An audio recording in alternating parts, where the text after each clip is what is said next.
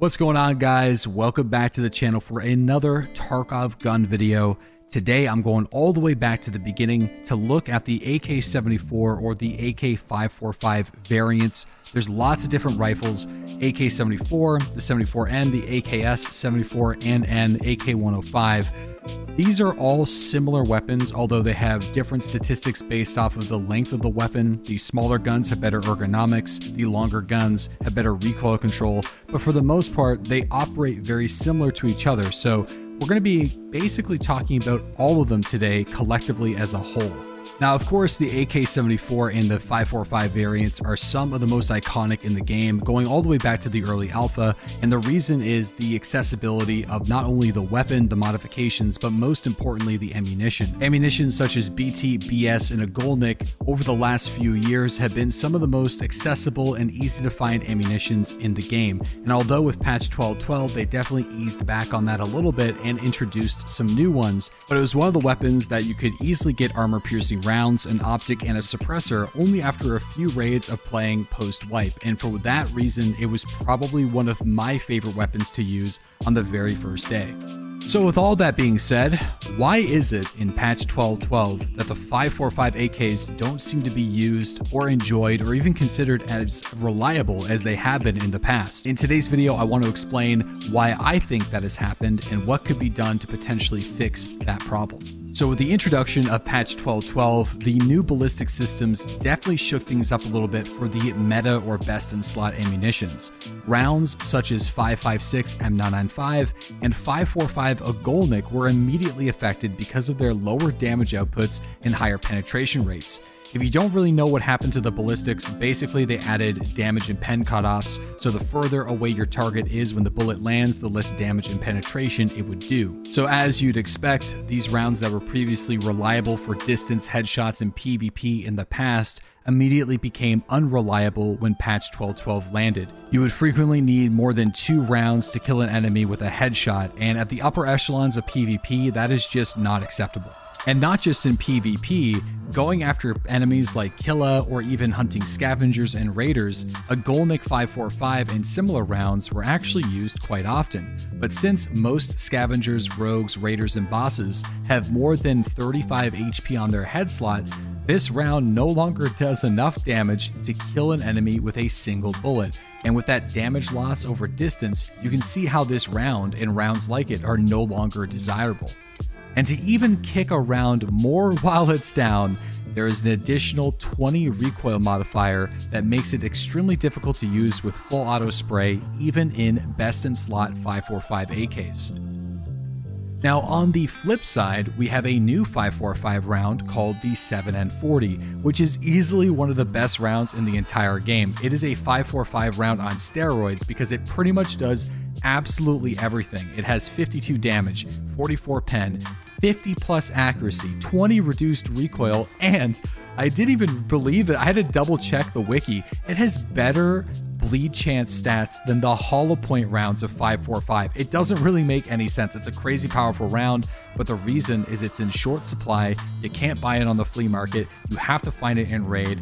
It pretty much only spawns in like airdrops, military crates inside of 545 magazines that you find in the raid, specifically places like ZB14. So it's not a round that you can get much of, but if you do have it, it's perfect for putting a few rounds at the top of a magazine or something like that, and it's crazy.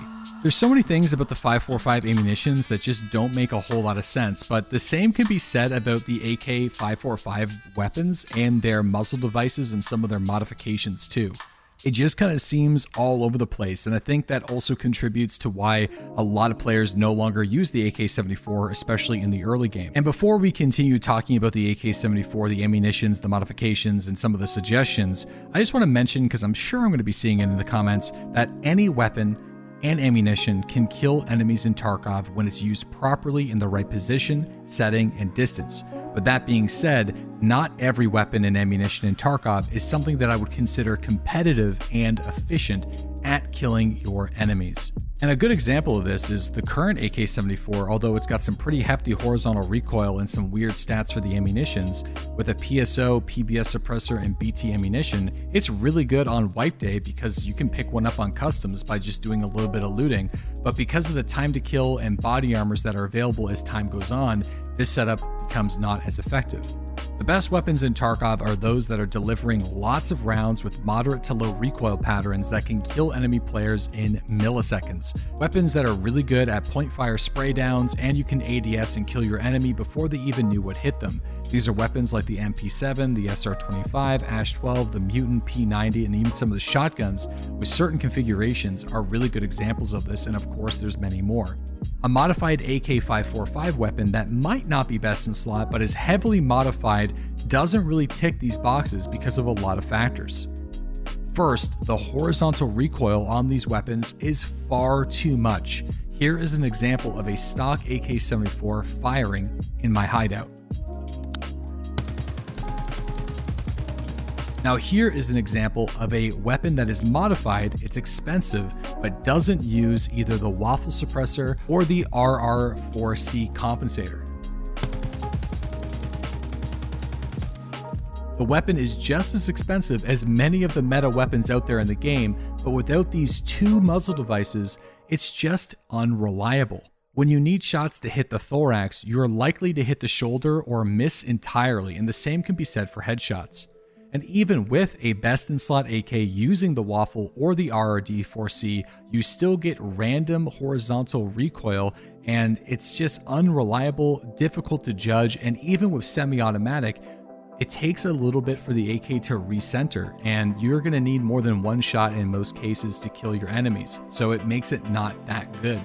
And the reason why this is an issue is because with many of the other rifles in Tarkov, especially ones that are modified to be best in slot, you don't have to deal with these problems. You have a situation where the vertical recoil is pretty low as 38 in some cases, but it still feels all over the place, even if you invested hundreds of thousands of rubles.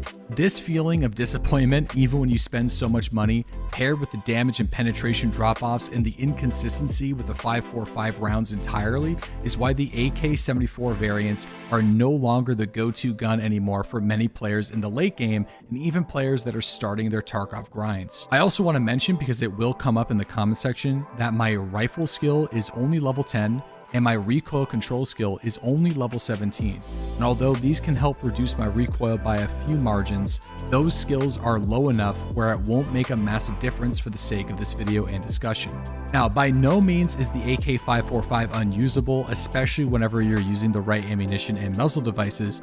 I just feel like there can be some big improvements to make the weapon feel more like the default rifle of Tarkov, which should be its role. The first thing that needs to happen is increasing the recoil reduction for the suppressors like the Hexagon, PBS, and TGP to help match the reduction rates of the waffle and the other compensators. Now, this is going to help in a lot of different ways. First, you can find these suppressors commonly in the raids that you play. They're available at the lower levels of the dealers, so it's going to make 5.45 AKs better for lower level players, which they should be, and it's going to make these suppressors more usable in comparison to some of your other options out there, the two specifically. It's also going to potentially bring the prices of the waffle suppressor down and make it so the waffle suppressor isn't your only suppression option in the late game, which it currently kind of is. And if you don't believe me, build a best in slot 5.45 AK without the waffle suppressor and use a TGP or a PBS, and you'll see exactly what I'm talking about. And also buffing the other muzzle devices would be a great help, especially ones like the SRVV and the DTK. Those used to be some of the best compensators in the game, but they just don't get used anymore because they're overshadowed by one single attachment.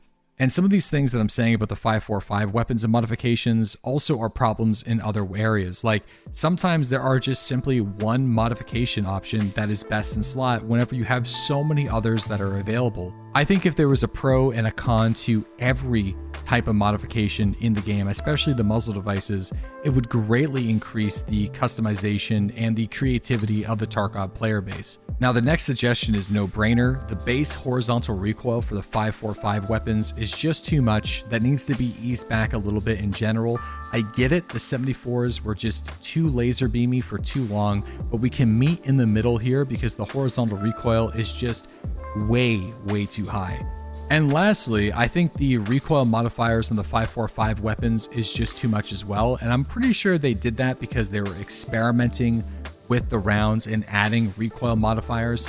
These are to attempt to simulate different powder charges per cartridge, but I just think it's a little bit too crazy, especially for rounds like a Golnik that already have enough problems with the current damage and penetration drop-offs. It shouldn't have nearly as harsh of a recoil penalty because it has other issues with headshot reliability. Other than that, I think the other AK-545 modifications like the handguards, buttstocks, they're not that bad in comparison to other weapons. There's enough variety and diversity where not every AK that's built to be best in slot looks the same. You have a lot of Troy arms, you have some Comrade handguards, you have the OP4 and the Zukov buttstocks. So it's not nearly as bad as, say, an SA-58 where a lot of the mods are just not usable. The AK has those options. The biggest issue is the ammunition, the horizontal recoil, and the muzzle devices. If those got cleaned up, it would be a far better gun in the game, and it would help new players too because of the availability of AK-74s and the early modifications for the AK-74s as well, which are, you know, they don't really help the gun enough to make it usable and competitive. So we're finally at the end of the video.